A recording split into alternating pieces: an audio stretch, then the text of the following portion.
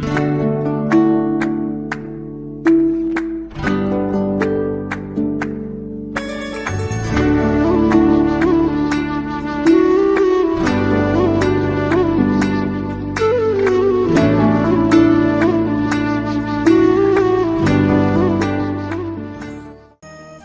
गुरुर्ब्रह्मा गुरुर्विष्णु गुरुर्देवो महेश्वरः गुरु साक्षात् परं ब्रह्म तस्मै श्री गुरवे नमः।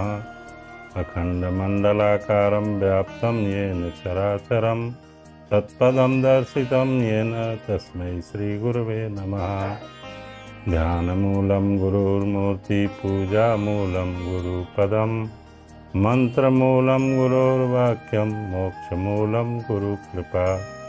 अज्ञानतिमिरान्धस्य ज्ञानानन्दशलाकया चक्षुरुन्मीलितं येन तस्मै श्रीगुरवे नमः। किसी भी अभीष्ट की प्राप्ति हेतु व्यक्ति को प्रयत्न की आवश्यकता होती है। मनुष्य का मन भौतिक सुखों की तरफ अत्यधिक आकर्षित होता रहता है, जिसके चलते वह दैविक और भौतिक तापों से आवृत्त होकर सांसारिक मायाजाल में आबद्ध रहता है। सांसारिक दुखों से निवृत्ति हेतु किसी योग्य मार्गदर्शक की आवश्यकता होती है। सामान्य जीवन में बालक हो या मनुष्य, जिस कार्य को पहले से नहीं किया गया है उसे करने के लिए किसी के मार्गदर्शन की आवश्यकता पड़ती है। मनुष्य को अथवा जीव को सांसारिक भव बाधा से मुक्ति के लिए भगवत ज्ञान की आवश्यकता पड़ती है, जिसके बिना संसार के बंधन से मुक्ति संभव नहीं। और उस ज्ञान को बतलाने वाले को गुरु कहा जाता है, जो अंधकार से प्रकाश की तरफ जाने को प्रेरित करे, उपदेश दे। मनुष्य को किसी न किसी कार्य के लिए किसी का अनुसरण करना ही पड़ता है। इस प्रकार उचित मार्गदर्शन के उपरांत मनुष्य बड़े से बड़ा कार्य कम समय और थोड़े परिश्रम में कर पाता है, अन्यथा उसका समय और परिश्रम दोनों व्यर्थ हो जाता है। अतः मनुष्य को जब भगवत प्राप्ति, भगवान के ज्ञान की प्राप्ति की तीव्र उत्सुकता हो तो उसे योग्य गुरु की तलाश करनी चाहिए, क्योंकि गुरु के बिना ज्ञान की प्राप्ति संभव नहीं है। और जब तक ज्ञान की प्राप्ति नहीं होगी तब तक मोक्ष भी संभव नहीं है। संसार से आवागमन से मुक्ति नहीं होगी। तुलसीदास जी ने मानस में कहा कि गुरु बिन भव निधि तरई न कोई, जौ बिरंचि शंकर सम होई। अर्थात गुरु के बिना कोई भी भव सागर से पार नहीं प्राप्त हो सकता है। कबीरदास जी ने भी गुरु के आवश्यकता को देखते हुए कहा कि गुरु बिन माला फेरते, गुरु बिन देते ज्ञान, गुरु बिन दोनों निष्फल हैं, चाहे वेद पुराण। इस प्रकार हम देखते हैं कि बिना गुरु का ज्ञान असंभव है। यहाँ यदि यह कहा जाए कि वेद पुराण और स्मृतियों को पढ़कर भी ज्ञान की प्राप्ति हो सकती है, तो सबसे पहले उन ग्रंथों का अध्ययन कराने वाला भी कोई चाहिए, अन्यथा उनका अध्ययन असंभव है। तो जब कोई ज्ञान प्राप्त कराने वाला नहीं होगा तब तक ग्रंथ का अध्ययन भी सही मायने में नहीं हो सकता है। इस तरह से गुरु का मार्गदर्शन नितांत आवश्यक है। गीता के 4 अध्याय के 39वें श्लोक में भगवान ने कहा कि श्रद्धावान लभते ज्ञानम तत्परः संयतेन्द्रियः ज्ञानम लब्ध्वा पराम शांतिम अचिरेणाधिगच्छति। ज्ञान की प्राप्ति हेतु श्रद्धा होनी चाहिए तथा श्रद्धा के साथ साथ उस व्यक्ति में तत्परता एवं इंद्रियों का संयमन होना चाहिए। इसके साथ ही ज्ञान की प्राप्ति की विधि के संबंध में गीता में बताया गया कि तद विधि प्रणिपातेन परिप्रश्नेन सेवया उपदेक्ष्यन्ति ते ज्ञानम ज्ञानिनस्तत्त्वदर्शिनः। अर्थात जो ज्ञानी हैं और ज्ञानी के साथ साथ तत्वदर्शी हैं वैसे गुरु के समीप जाकर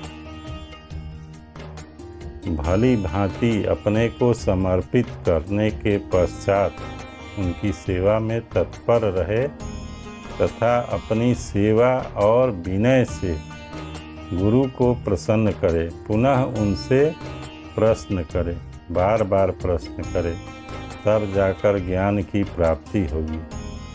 इस तरह ज्ञान की प्राप्ति गुरु के द्वारा ही संभव है। और भी भगवान ने कहा कि मैं गुरुओं में शुक्र हूँ। यहाँ शुक्र से तात्पर्य मृत संजीवनी है जिसके पास है, मृत संजीवनी जिसके पास है। तो गुरु में ऐसी क्षमता होनी चाहिए कि वह साक्षात मृत संजीवनी जैसा कार्य करे। मृत ज्ञान की प्राप्ति हेतु शिष्य में कुछ आवश्यक योग्यता भी आवश्यक है, जैसे गुरु के वचनों पर पूर्ण विश्वास हो, आस्तिक और सदाचारी हो, सत्यवाणी का प्रयोग करता हो, गुरु की सेवा में उत्साह रखने वाला हो, जितेंद्रिय हो, चपलता, कुटिलता, क्रोध, लोभ आदि अवगुणों से दूर रहने वाला हो, अंतःकरण शुद्ध हो और आध्यात्मिक ज्ञान प्राप्त करने की तीव्र इच्छा हो। शिष्य में योग्यता के साथ साथ गुरु में भी आवश्यक कुछ योग्यता होनी चाहिए, जैसे करुणा, ब्रह्म ज्ञान, शास्त्र का ज्ञान, अरिषड वर्ग, काम, क्रोध, लोभ, मोह और मात्सर्य आदि का त्याग हो। आया है कि यह समः सर्वभूतेषु विरागी गतमत्सरः जितेन्द्रिय शुचिर्दक्षः सदाचारः समन्वितः धर्मज्ञः धर्मकर्ता च सदा धर्मपरायणः तत्त्वेभ्यः सर्वशास्त्रार्थ देशको गुरुरुच्यते। अर्थात गुरु सभी को समभाव से देखने वाला हो, विरागी हो, उसके अंदर मत्सर न हो, जितेंद्रिय हो और सदाचार पवित्रता में दक्ष हो, धर्मज्ञ हो, धर्म का कर्ता हो और धर्म परायण हो, तत्वेभ्य तत्वदर्शी हो, सभी शास्त्रों के अर्थ को जानने वाले को गुरु कहा जाता है। लेकिन वर्तमान समय में ऐसे बहुत कम गुरु हैं और एक भोजपुरी में प्रसिद्ध कहावत है वर्तमान समय में कि गुरु शिष्य से क्या चाहते हैं कि धोती दी, रुपया दी और दी पैसा, कौन कान राउर फूंकतानी, भेड़ होखी चाहे भैंसा। तो ऐसा गुरु नहीं चाहिए और न ऐसा शिष्य हो, क्योंकि गुरु और शिष्य का संबंध इस सांसारिक लोक से न होकर भव बंधन को तारने वाला हो, ऐसा शिष्य को न गुरु की पहचान है, न गुरु को शिष्य का पहचान है। एक और श्लोक इसी संबंध में कहना चाहेंगे कि बहवो गुरो लोके शिष्य वित्तापहारका क्वचित् तु तत्र दृश्यन्ते शिष्य चित्तापहारका। अर्थात बहुत ही कम ऐसे गुरु हैं जो शिष्य के चित्त का अपहरण करने वाले हैं। वित्त का अपहरण तो बहुत करने वाले गुरु हैं, लेकिन चित्त का अपहरण करने वाले बहुत कम हैं। तो वैसे गुरुओं से सावधान रहना चाहिए। गुरु और शिष्य एक दूसरे के पाप और पुण्य के 8वें हिस्से के भागीदार होते हैं, इसलिए दोनों को सावधान रहना चाहिए। स्कंद पुराण में भगवान शिव ने पार्वती जी को बताया कि एकम अप्यक्षरम यस्तु गुरु शिष्य निवेदयेत् पृथिव्यां नास्ति तद द्रव्यम यद दत्वा ह्यन ऋणी भवेत्। अर्थात एक भी अक्षर जो गुरु के द्वारा शिष्य को दिया जाता है, उपदेश किया जाता है, उसके बदले में पृथ्वी की कोई ऐसी द्रव्य नहीं है जिसको देकर वह ऋण से मुक्त हो सके। शिष्य ऋण से मुक्त हो सके। और भी आया गुरु गीता में ही कि मात्र बहुनोक्तेन शास्त्र कोटि सतेन च दुर्लभा चित्त विश्रांति बिना गुरु कृपा परम। बिना गुरु के कृपा के चित्त की विश्रांति असंभव है। ऐसा किसी शास्त्र के द्वारा नहीं बताया गया कि ग्रंथ के अध्ययन से चित्त की विश्रांति हो जाए। बिना गुरु का यह संभव ही नहीं। इस तरह देखा जाए तो गुरु के कृपा से यह संभव। तुलसीदास जी ने तो गुरु की महिमा के बारे में लिखा कि जहाँ जहाँ राम चरण चली जाहि तिन्ह समान अमरावती नहीं। परसि जास पद पंकज धूरी हरि अहिल्या कृत घभूरी। जिनके चरण सरोरुह लागी करत विविध जग जप जोग विरागी। तेई दो बंधु प्रेम जनु जीते गुरु पद कमल पलोटत प्रीत। जिनके चरणों में इतनी शक्ति है, जिनके चरणों की धूलि से अहिल्या तर गई, जिनके चरणों की चरण जहाँ चले गए वहाँ की धूलि धरती अमरावती से भी पवित्र हो गई। जिनके चरणों में अनेक प्रकार के योगी बैरागी जप तप में लीन रहते हैं, वैसे जो ये राम लक्ष्मण हैं अपने गुरु के कमल रूपी चरणों में प्रीति पूर्वक निमग्न हो रहे हैं, ऐसा तुलसीदास जी ने कहा। तो जिनके चरणों की इतनी शक्ति है वे गुरु के चरणों में लीन हो रहे हैं। तो गुरु के चरण की महिमा का अब इसी से अंदाज़ा लगाया जा सकता है कि गुरु का चरण कमल कितना प्रसिद्ध है। गुरु रूप में मनुष्य अर्थात गुरु मनुष्य के रूप में भगवान है। भगवान प्रसन्न होकर अपने शिष्य को गुरु रूप में प्राप्त होते हैं।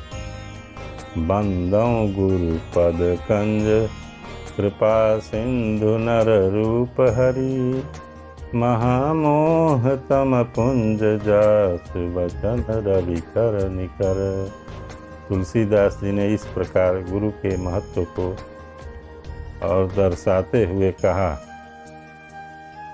श्री गुरु पद नख मणिगण ज्योति, सुमिरत दिव्य दृष्टि होती, गुरुपद रज मृदु मंजुल अंजन, नैनामीय दृग दोष विभंजन। कबीरदास जी ने तो कहा कि गुरु से बड़ा कोई नहीं है और गुरु से बढ़कर कुछ भी नहीं है। गुरु चित्रगुप्त के लेख को भी मिटाने में समर्थ होते हैं। मानुष ते देवता किया, करत न लागी बार, कबीर सात द्वीप नव खंड में, गुरु से बड़ा न कोय, करता करे न कर सके, गुरु करे सो होय। सतगुरु जो चाहे सो करहीं, 14 कोटि दूत जम डरहीं। उत भूत जम त्रास निवादे, चित्रगुप्त के कागज फाड़े। यहाँ संक्षेप में गुरु दीक्षा के बारे में भी बताना चाहेंगे कि दीक्षा संस्कृत का शब्द है जिसका कई अर्थ है। प्रथम तो यजन कर्म, जिसमें संकल्प पूर्वक अनुष्ठान किया जाता है। द्वितीय उपनयन संस्कार, जिसमें आचार्य बटुक को गायत्री मंत्र का उपदेश करते हैं। तीसरे गुरु के पास रहकर सीखी गई शिक्षा का समापन। चौथे, जब आध्यात्मिक ऊर्जा का कुछ अंश एक समर्पित शिष्य को दिया जाता है, उसे गुरु दीक्षा कहते हैं। उक्त शब्द के द्वारा शिष्य में यह सामर्थ्य उत्पन्न होता है कि वह गुरु से प्राप्त ऊर्जा के द्वारा अपने आंतरिक शक्ति को प्रकाशित करे और उस प्रकाश में अपने अस्तित्व को देखने में सक्षम हो सके। इसलिए योग्य गुरु की प्राप्ति हेतु भागवत स्मरण करना चाहिए। भगवान के स्मरण से ही योग्य गुरु की प्राप्ति संभव है। मानस में भगवान शिव ने गुरुद्रोही विप्र को शापित कर दिया था। इसलिए देवता और गुरुद्रोह से बचने हेतु गुरु का कहीं भी किसी भी परिस्थिति में निरादर नहीं करना चाहिए। अस्तु। जय श्री सीताराम।